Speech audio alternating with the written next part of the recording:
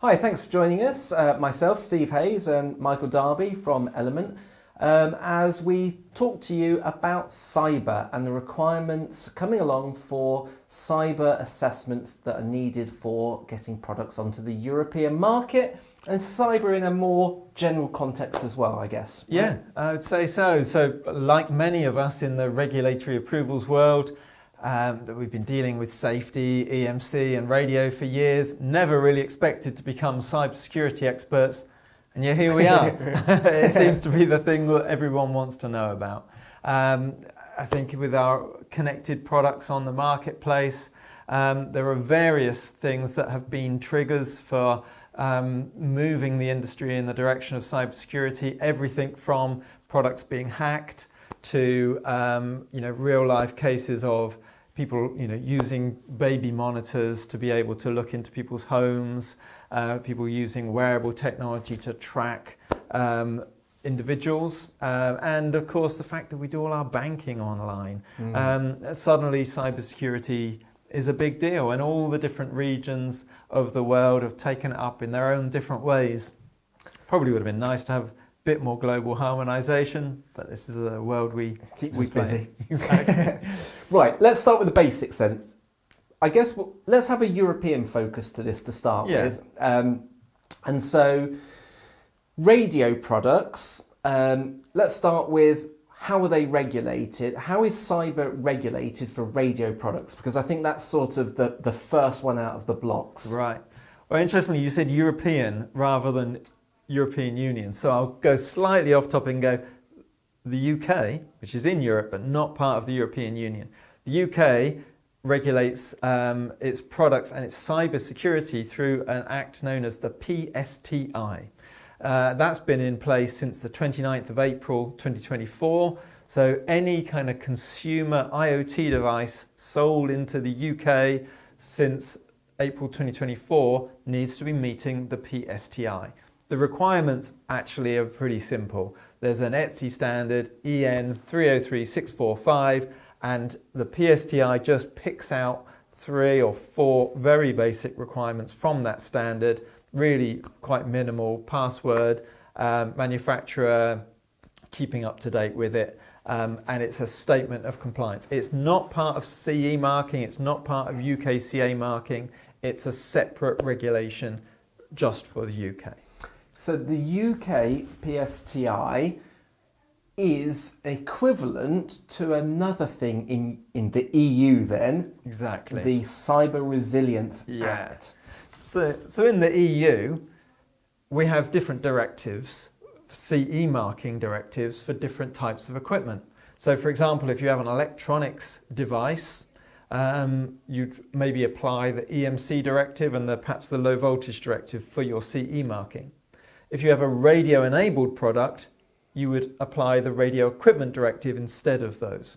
And in the Radio Equipment Directive, which is a CE marking directive, a new kind of subset or a new aspect has been enacted, and it's known as the Cybersecurity Requirements. It's Article 3.3 D, E and F of the Radio Equipment Directive.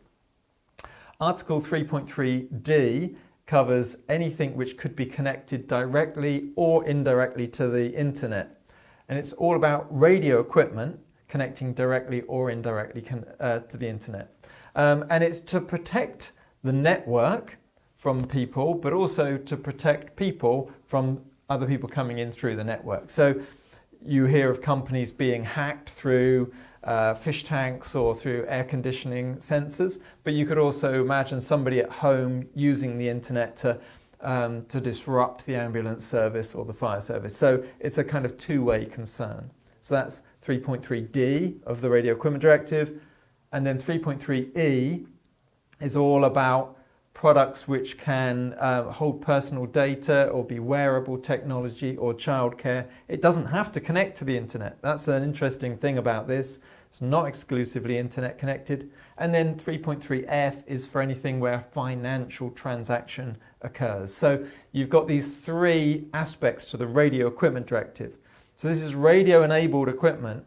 Interestingly, let's say you've got a Ethernet, a wired internet connected device, but it's got GPS in it, or RFID, and therefore it's in scope of the Radio Equipment Directive, but the internet connection isn't a wireless thing. It would still be in scope of the RED's cyber requirements, because it's in scope of the RED because of the GPS or RFID, and it's internet connected through the Ethernet cable. So the point then is that your product would be in scope of the RED if it connects to the internet or holds data or is used for transactional exchanges of currency, for example. Then it's in scope of the cyber requirements. Those cybersecurity requirements will become live or a mandatory requirement from the 1st of August 2025. So manufacturers of radio equipment who are selling any new units of existing products or new products on the 1st of August 2025 will need to, as part of their risk assessment, look at the cyber parts and go, do any of these requirements apply to me and my product? And if they do, then I need to assess their product. There are standards. They may or may not be harmonized standards by the time the 1st of August comes around. And then we can come back and talk about this in more detail, but we're recording this today, November the 20th, 2024. The Cyber Resilience Act was published on the EC's official journal today, and it becomes a live document on the 11th of December 2027. So the Cyber Resilience Act will kind of replace those Radio Equipment Directive requirements for most products. So they'll dramatically reduce the amount of products that are in scope of the Radio Equipment Directive cyber requirements from the 11th of December 2027. So just so we get this right then. Yeah. So we've got the CRA, which has got nothing to do with cyber resilience, nothing to do with CE marking. No. There's a UK version, or equivalent, I should say, called PSTI. Yeah. Nothing to do with UKCA or CE marking either. Correct. The CRA comes in at the end of 2027. Correct. And the UK PSTI is already in force. Correct. Those are applicable. Those are some facts. And nothing to do with CE marking. Correct. If you make a piece of radio equipment, then we have from August next year some bolt-on additional requirements to the Radio Equipment Directive for radio products that directly or indirectly connect to the internet. Yeah. And that's applicable from August 2025. Yes. And is required for CE marking. Yes. So, what happens then when the CRA comes into force, so the end of 2027? Yeah. I've now got two sets of cyber requirements. Yes. One under the CRA and one under the Radio Equipment Directive. Yeah. Do both apply? Good question. So, when we first started having these conversations, we used to say, so the Radio Equipment Directive cyber requirements would come out on the 1st of August 2025. They'd be valid for about 2.5 years or 2.25 years. And then when the Cyber Resilience Act comes in at the end of 2027, they would repeal the Radio Equipment Directive cyber. They've now realised that, so the Cyber Resilience Act is a lot broader than the RED. The RED just applies for radio equipment, hardware.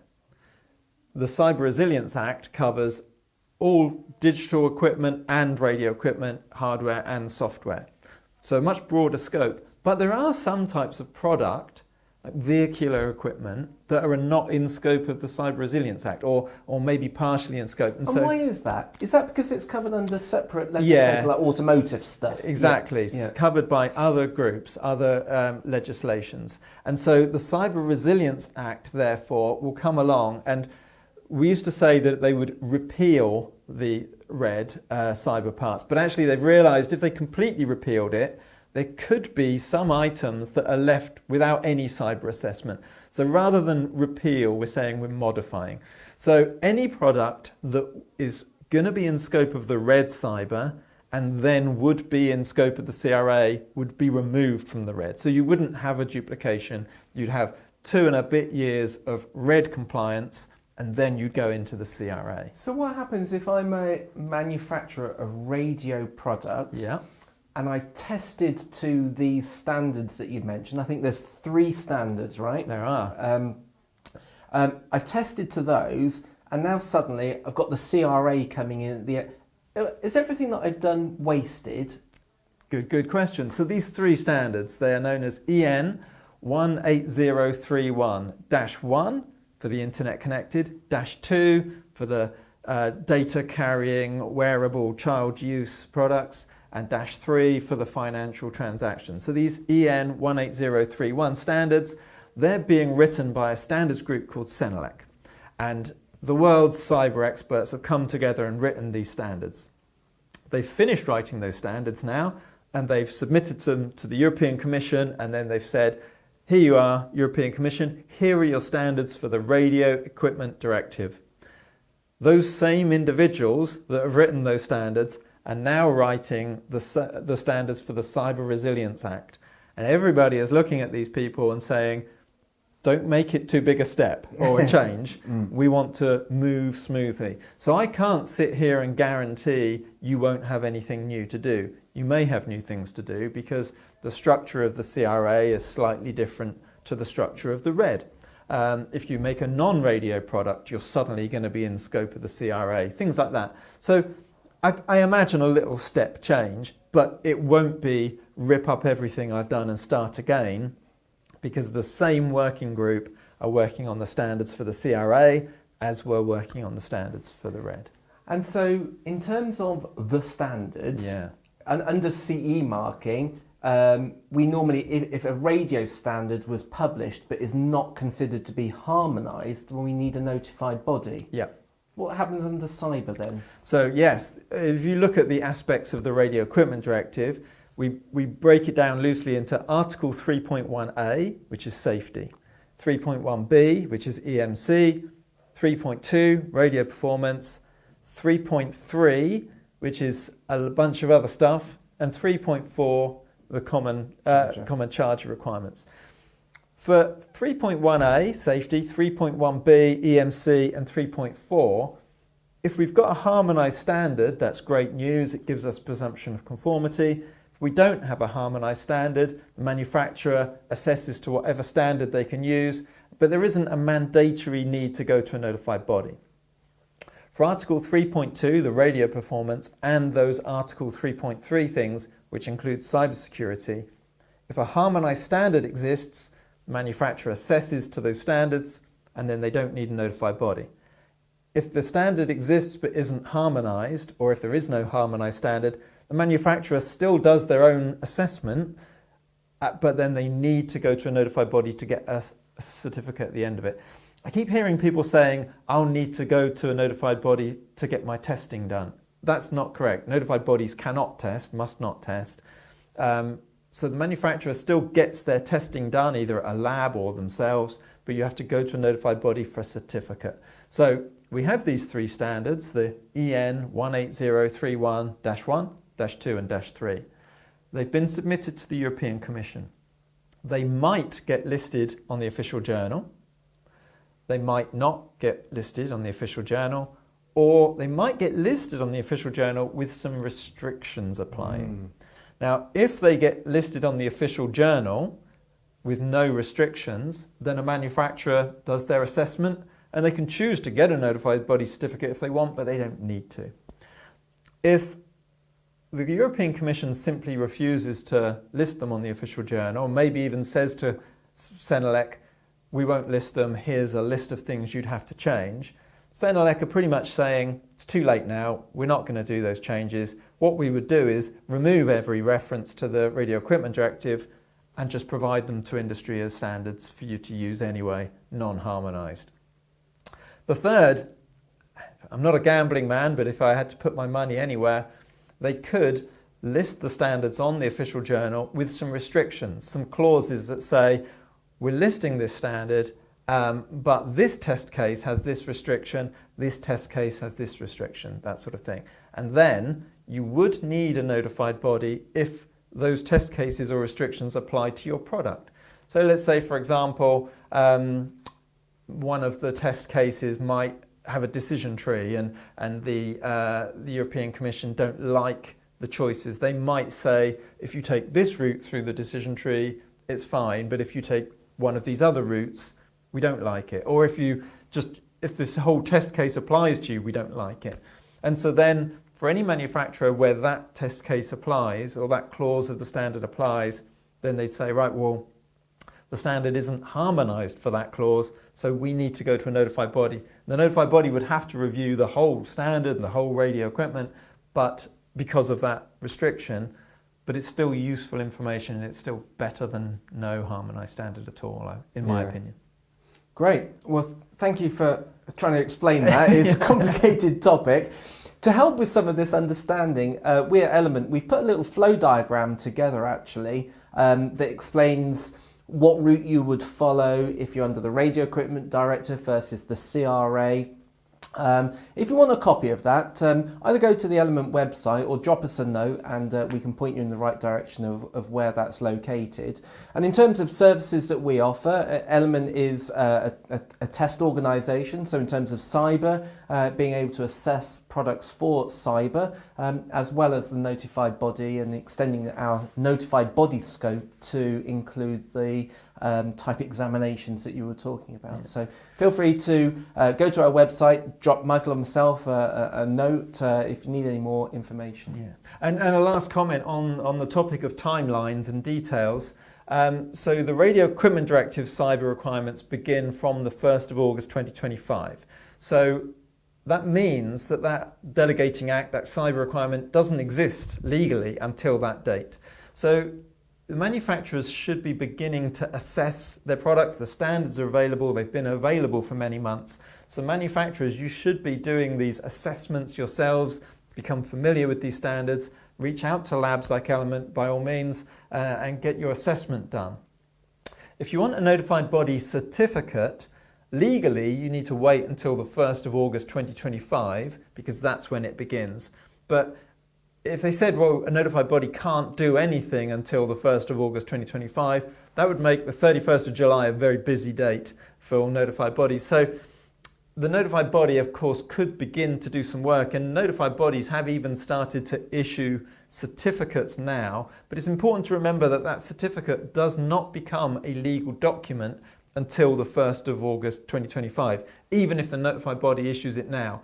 So the European Commission has made it very clear that the notified body must put a date of applicability on that certificate saying, look, we're issuing a certificate now, it covers cybersecurity, but this isn't valid until the 1st of August 2025. And then similarly with the CRA, I've thrown out the date 11th of December, but be careful, that doesn't mean every aspect of the CRA comes live on 11th of December 2027 because there's some reporting requirements and there's various dates actually for different things. The main CRA start date is the 11th of December 2027, but get in touch because there are some reporting and some other requirements that happen on different dates around that. Great stuff. All right. Hope you enjoyed that content. If you did, like and subscribe, and we'll see you on the next video. Thank you.